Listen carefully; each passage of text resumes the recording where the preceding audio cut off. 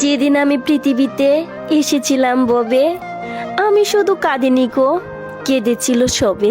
জন্মের পর আনন্দেই ভরে যায় সবার হৃদয়, আর আমি জন্মের পর কান্নায় ভরে গেল সবার হৃদয়। কেন যে আমার জন্ম হলো?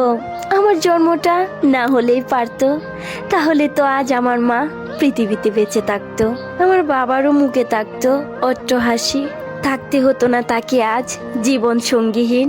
কেনই যে এসেছিলাম পৃথিবীতে আমি?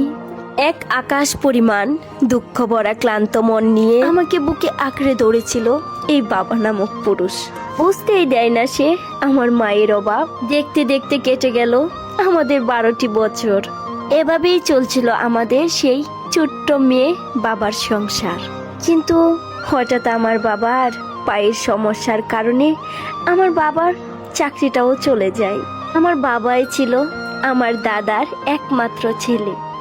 আমার কোনো চাচা ছিল না। আমার বাবা ছিল একটা মধ্যবিত্ত পরিবারের। তখন সেই ছোট্ট আমিটা পড়াশোনার পাশাপাশি টিউশনি করতে শুরু করলাম। 25শে সেপ্টেম্বর রবিবার রাতে আমি আমার বান্ধবীর সাথে একটু ঝগড়ার বিষয় নিয়ে কান্নাকাটি করি।